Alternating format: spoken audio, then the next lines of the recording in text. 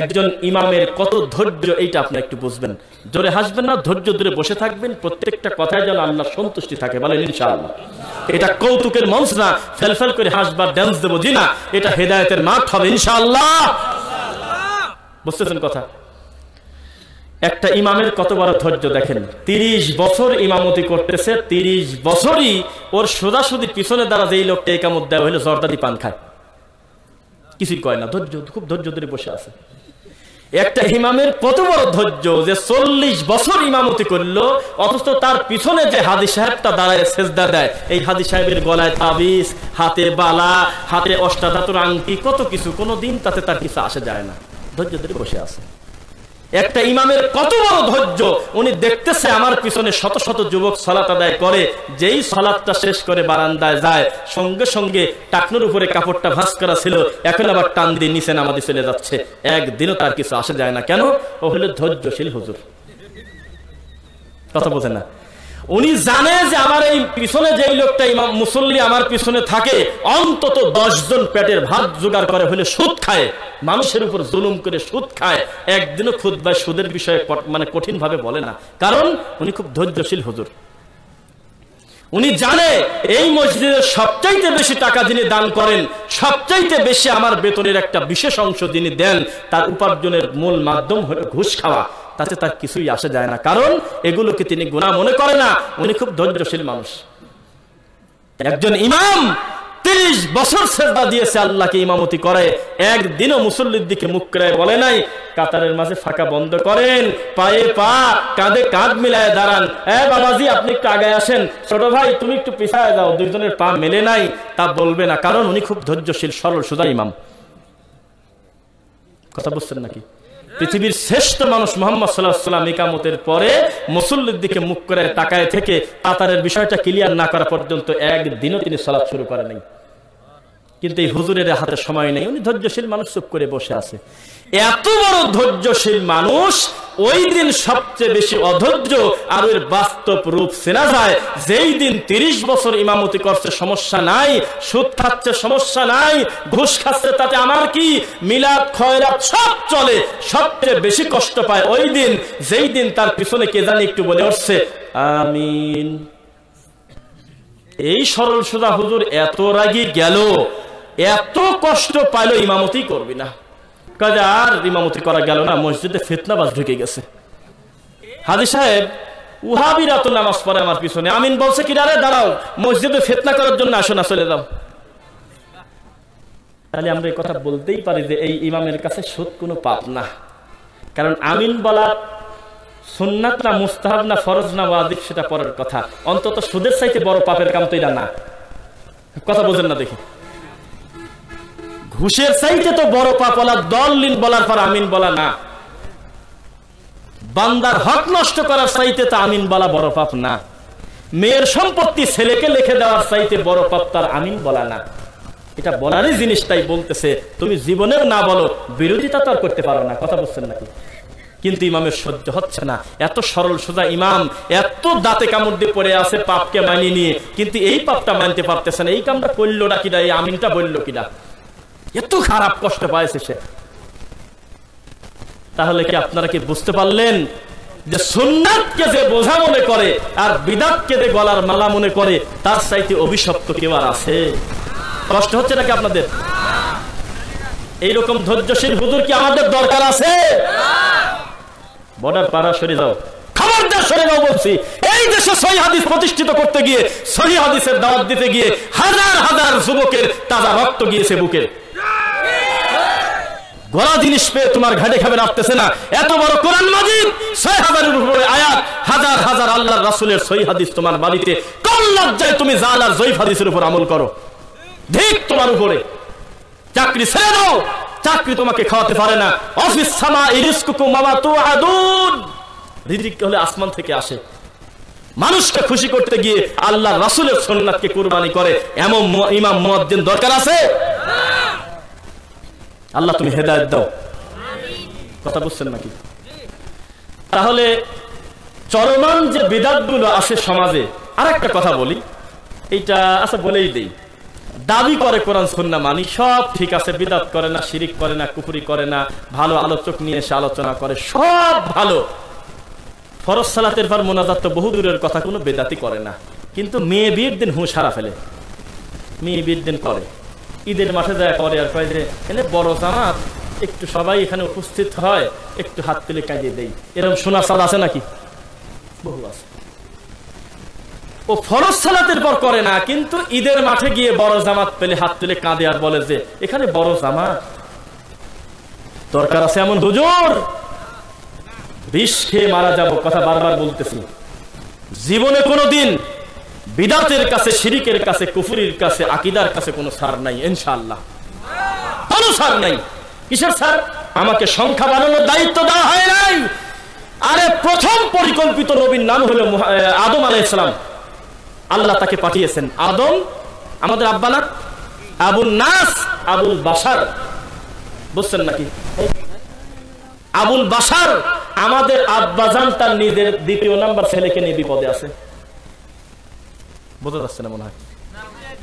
তারপরে আদমে সানি বলে লেখা আছে ফিকার বইতে, তার নাম হলো নূহ আলাইহিস সালাম। কত বছর দাওয়াত দিয়েছে? নিজের বেটার কি কোনো উপকার করতে পারলো? ইব্রাহিম আলাইহিস সালাম, তিনিও আমাদের আব্বা। আমাদের নবী মুহাম্মদ সাল্লাল্লাহু আলাইহি ওয়াসাল্লাম তাকে আব্বা বলে ডাকছে, জানেন আপনি? মিল্লাত আবিকুম ইব্রাহিম। এই আব্বা তার নিজের বাপকে নিয়ে বিচারের মাঠে টিকতে পারতেছে না, কিছু করতে পারতেছে না। লূত আলাইহিস সালাম নিজের ঘরের বউকে নিয়ে বিপদে, কিছু করতে পারতেছে না। আমাদের নবী মুহাম্মদ সাল্লাল্লাহু আলাইহি সাল্লাম একদম আবু তালেবের জন্য মন থেকে দোয়া করতে চাচ্ছে, আল্লাহ নাকচ করে দিচ্ছে, ইন্নাকা লা তাহদি মান আহবাবতা ওয়ালাকিন্নাল্লাহা ইয়াহদি মান ইয়াশা। মুহাম্মদ সাল্লাল্লাহু আলাইহি সাল্লাম, নিশ্চয়ই আপনি যাকে পছন্দ করেন, ভালোবাসেন, চাইলেই তাকে হেদায়েত দিতে পারবেন না। হেদায়েত আমি আল্লাহ যাকে ইচ্ছা দিয়ে থাকি, হেদায়েতের চাবি হলো আমার আল্লাহর হাতে। কথা বোঝা যাচ্ছে নাকি? আপনি এই চিন্তা কেন মনে করতে গেলেন যে ওরা খারাপ বলে, ওরা ওয়াহাবি বলে, ওরা গালি দেয়, ওরা এই সেই, এইটা কেন মনে করলেন? 950 বছর দাওয়াত দিয়ে যদি কাজ, অল্প সংখ্যক লোক হেদায়েতে না আসে, 50 জনও যদি লাইনে না আসে, তাহলে বোঝা গেল আল্লাহ কন্ট্রাক্টরি দিয়ে, ডিলারশিপ দিয়ে টার্গেট পূরণ করার জন্য উম্মতে মুহাম্মাদীকে পাঠান নাই কোন বান্দাকে। বান্দাকে পাঠিয়েছেন কি? বালাগ করার জন্য, একে অন্যের কাছে সত্য পৌঁছানোর জন্য। ও মানবে কি না মানবে সাথে আমার হিসাব আছে নাকি? বোঝা যাচ্ছে না? একটা নবী কম চেষ্টা করে নাই তার ছেলেকে নৌকায় তোলার। আদম আলাইহিস সালাম আমাদের আব্বা কম চেষ্টা করে নাই নিজের দুইটা বেটাই ভালো হোক, এইটা চেষ্টা কোনোদিন কোন বাপ কম করে না। আপনি সহিহ আকীদার বুঝ পেয়েছেন, আহলে হাদিস হয়েছেন, বড় ছেলেকে নিয়ে, মাকে নিয়ে, বাবাকে নিয়ে আপনার কত অভিযোগ। আমার মা অমুক বাবার কাছে সেজদা দেয়, অমুক জায়গা মানত করে, এত বলি আব্বা তাবিজ খোলে না, নাই এরকম? তাহলে একটা নবীর কি মেহনত কম ছিল যে আমার আব্বাকে একটু দেখি হেদায়েত দেওয়া যায় কিনা, একটু দাওয়াতটা পৌঁছাই? ইব্রাহিম আলাইহিস সালামের আব্বার কোন উপকার হয়েছে?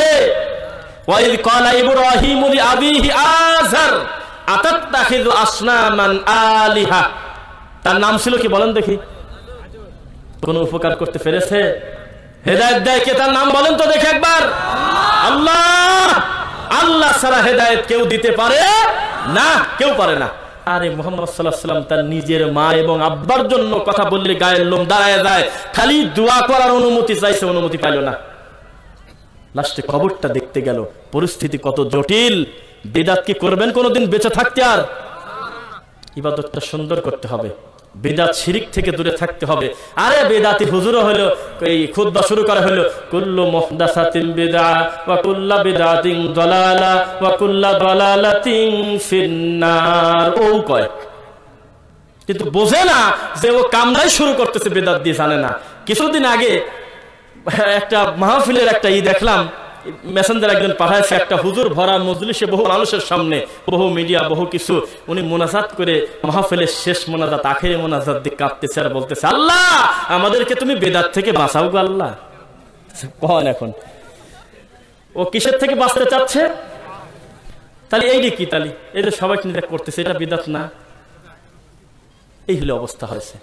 তার মানে হলো পেশাব করতেছে একজন, রানিং পেশাব করতেছে একটা লোকের, জরুরত তো হতে পারে, পেশাব করতেছে কিন্তু ট্রেন হুইসেল দিচ্ছে, ট্রেন ছুটে যাবে।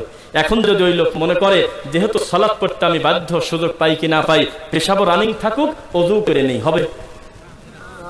ওরকম বসে থাকে যদি 4 দিন ধরে ওযু করে আর পেশাব রানিং থাকে, ওযু হবে? বিদাতি যতদিন পর্যন্ত বিদাতকে পরিত্যাগ না করবে তার ইবাদতই তো কবুল হচ্ছে না। তো তোমার মুনাজাতই কি আর কাদাই কি? আগে পাপকে ছাড়তে হবে, বিদাতকে পরিত্যাগ করতে হবে, তারপরে হাসানাত করতে হবে। ইন্নাল হাসানাতি ইউযহিবুনাস সাইয়্যাত, তোমাদের হাসানাত কাজকে পূর্ণ করে দেবে, সাইয়্যাত বাতিল করে দেবে আল্লাহ। তোমাদের নেক কর্মগুলো, পিছনের অতীতের ভুল কাজগুলোকে পরিবর্তন করে দেবে ইনশাআল্লাহ। তাহলে বিদাতি যদি বিদাত রানিং রাখে, যতই কিছু করুক ইবাদত বন্দেগী কবুল কি হবে? হবে কি বলেন? হবে না। বিদাত এমন একটা পাপ যার আগে পিছনে কোনো কথা ছাড়া সরাসরি বলা হচ্ছে ফিন্নার, এর চূড়ান্ত পরিণাম কোথায়? জাহান্নাম। আমি বলি হাউজে কাউসারের পানি যে পাবে না, এর চাইতে বিদাতিরা কি শাস্তি হতে পারে বলেন তো দেখি, জানা থাকলে। হাউজে কাউসারের পানি পাচ্ছে না, তাহলে এর চাইতে বড় আযাব আর কি আছে আপনি আমাকে বলেন? জান্নাতে ঢুকবে একটা মানুষ, অথচ হাউজে কাউসারের পানি খাবে না, এটা কি মনে করেন আপনি? এটা কি মনে করেন আপনারা? পাচ্ছে না, বিদাতি পাবে না কেন? আল্লাহ রাসূল সাল্লাল্লাহু আলাইহি ওয়াসাল্লাম বলতেছে, আমি দেখতেছি, আল্লাহর কসম আমার উম্মতরা আসতেছে, আমি দেখতেছি আমার কাছে আসার সাথে সাথে আমি পানি দেব, পানি খাবে আমার থেকে। আমার কাছে যদি একবার পানি খায়, জান্নাতে ঢোকার আগ পর্যন্ত তার গলা শুকবে না। সুবহানাল্লাহ বললেন না? তো দেখতেছি যে আমার কাছে আসতেছে, কিন্তু যেই আমার কাছাকাছি আসলো ফেরেশতারা ঘাড় ঘুরায় নিয়ে চলে যাচ্ছে। সঙ্গে সঙ্গে আমি বললাম, কোথায় নিয়ে যাচ্ছে? এটা তো আমার উম্মত। তখন তারা বলবে যে এইটা আমরা অস্বীকার করবো না যে আপনার উম্মত না, কিন্তু একটা কাজ করছে কি, আপনি মরার পরে আপনার দিনটা পরিবর্তন করে ফেলছে। তখন আল্লাহর নবী বলতেছে, সুহকান সুহকান লিমান গায়্যারা বাদি। যাও সরো, তাড়াতাড়ি সরাবেন, তাড়াতাড়ি সরো, জাহান্নামে দিয়ে আসো। প্রথম কথা, আল্লাহর নবী সাল্লাল্লাহু আলাইহি ওয়াসাল্লাম কি জানতেন না যে কারণ ছাড়া কোনোদিন ফেরেশতা কাউকে ঘোরায় নিয়ে যাবে না? জানতেন না তিনি? কথা বলে না। আল্লাহ রাসূলকে জানতো কিনা আগে ফেরেশতাদের নিজের কোনো ইচ্ছা চাহিদা শক্তি নাই, আল্লাহ যা হুকুম দেয় তাই করে, তাহলে আল্লাহর হুকুমেই ঘাড় ঘোরায় নিয়ে যাচ্ছে, কথা আল্লাহ রাসূল জানেন না?